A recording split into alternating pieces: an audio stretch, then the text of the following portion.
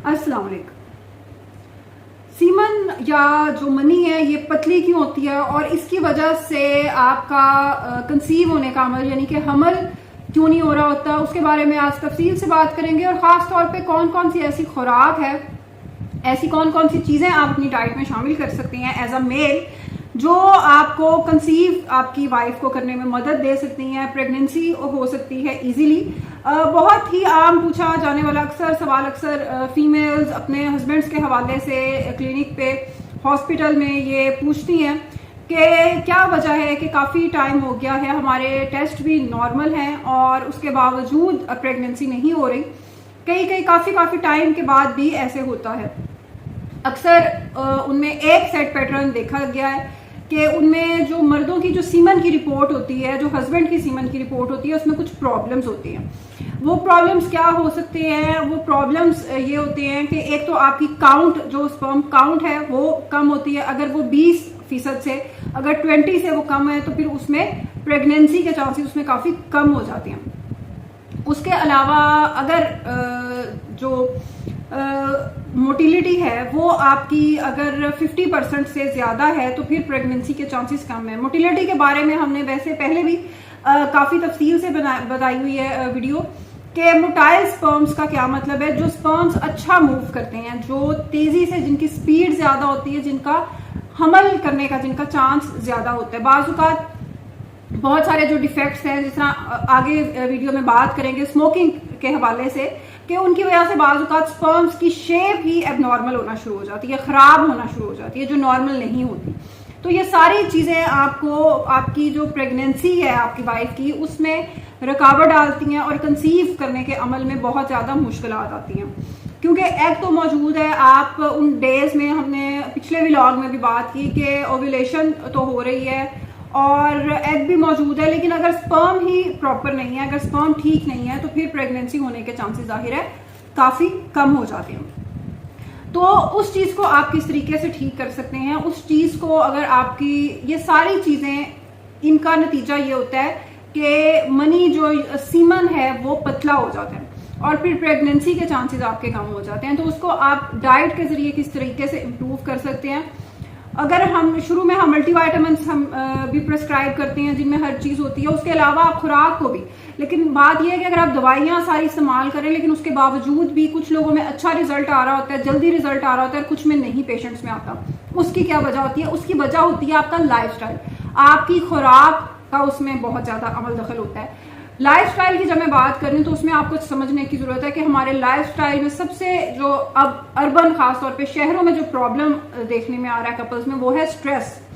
Stress अगर औरत में भी प्रेगनेंसी के हवाले से है या किसी भी हवाले से, तो उसमें भी हार्मोन्स, ऐसी चीज़ें रिलीज होती हैं जो प्रेगनेंसी में प्रॉब्लम आप जानते हैं कि पैदा करती हैं। इसी तरह मर्दों के अंदर भी ये प्रॉब्लम मौजूद होती है। अगर स्ट्रेस है किसी भी हवाले से, हमल नहीं हो रहा, प्रेगनेंसी का स्ट्रेस है या आपको जॉब का, कोई वर्क प्लेस का स्ट्रेस है, किसी भी हवाले की कोई परेशानी है, तो ऑब्वियसली आपका हार्मोन्स का बैलेंस बॉडी के अंदर वो बहुत बुरे तरीके से अफेक्ट होता है और आपकी जो स्पर्म की मोटिलिटी है, उनकी जो क्वालिटी है, उस पर भी फर्क पड़ता है। मनी पतली होती है और प्रेगनेंसी आपकी नहीं होती या बहुत लंबा टाइम ले लेती है होने में, कई साल उसमें लग जाते हैं। तो उस चीज़ को आपने अवॉइड करना है। दूसरी चीज़ लाइफस्टाइल में जो बहुत इंपॉर्टेंट, जो आजकल लोग जिसको कोई मसला ही नहीं समझते, हालांकि ये एक बहुत बड़ा मसला है, और वो है स्मोकिंग। हमारे यहाँ मर्द अक्सर स्ट्रेस को रिलीज करने के लिए या हैबिट के तौर पर आदतन बहुत ही ज़्यादा अर्ली एज से 14-15 से ही वो स्मोकिंग शुरू कर देते हैं। और सिगरेट, कोई उनको ये नहीं बताता कि ये आपकी फर्टिलिटी के ऊपर भी इसका असर पड़ रहा है, आपकी स्पर्म्स का बेड़ा गर्क हो रहा है, उनकी शेप आगे जाकर, अगर ये कॉन्टिन्यूस, अगर साल हर साल बहुत लंबे अरसे के लिए 20-20, 25-25 साल से लोग स्मोकिंग कर रहे होते हैं और बहुत ज़्यादा क्वांटिटी में कर रहे होते हैं, तो उससे उनकी आपके अंदर डिफेक्ट्स भी आना शुरू हो जाते हैं। स्पर्म्स की शेप के अंदर भी डिफेक्ट आना शुरू हो जाता है। उनकी मोटिलिटी ने तो ख़राब होना ही होना है, उसके अलावा शक्ल भी उनकी।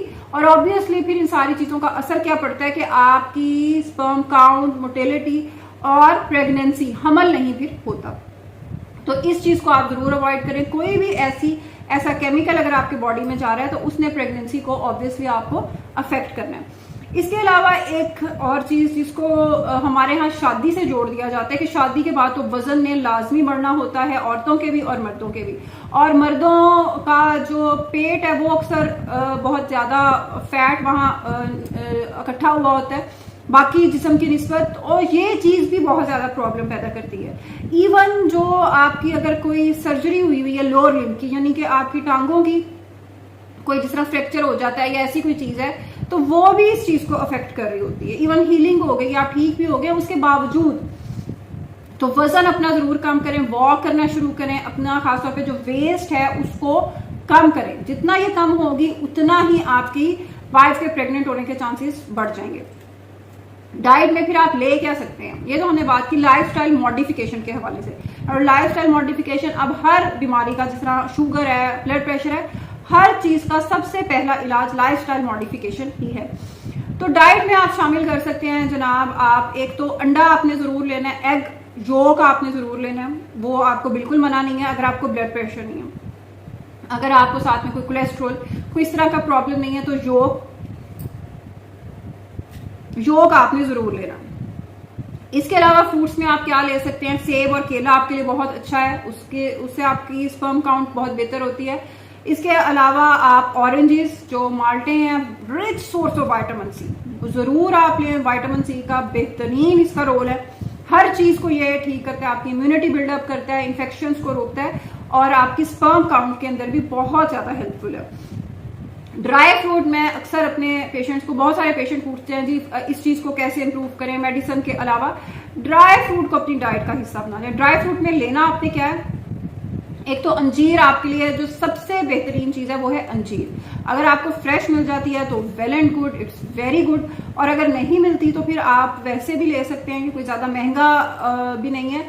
और उसको आपने इस्तेमाल कैसे करना है, आपने रात को उसको थोड़े से पानी के अंदर आपने सोक करके भिगो के रखते रहे और सुबह आपने वो सारा पल्प जो है वो आपने खा लेना है। तो ये आपकी मैदे और भी चीजों को बेहतर करती है। इसके अलावा आपकी स्पर्म काउंट को भी बेहतर बनाती है। जो बाकी ड्राई फ्रूट है वो भी आपके लिए अच्छे हैं, जिस तरह आप बादाम ले लें थोड़ी क्वांटिटी में, अखरोट ले लें आप, काजू थोड़ा सा, ये सारी चीजें जो है ये आपकी कोई कोलेस्ट्रॉल और इस तरह की चीज को नहीं बढ़ाती। अगर आप नॉर्मल क्वांटिटी में लेते हैं, जिस तरह 2 बादाम ले लें, 2 अखरोट ले लें, थोड़ा सा काजू, इतनी क्वांटिटी में अगर आप लेते हैं तो ये आपको बिल्कुल नुकसान नहीं देती बल्कि फायदा आपको देती है। तो ये चीजें आपने अपनी डाइट के अंदर जरूर शामिल करनी है। इसके अलावा भी अगर आप कोई क्वेश्चन आपके माइंड में है इस टॉपिक के हवाले से तो काइंडली कमेंट सेक्शन में जरूर आपने लिखना है। अल्लाह हाफिज।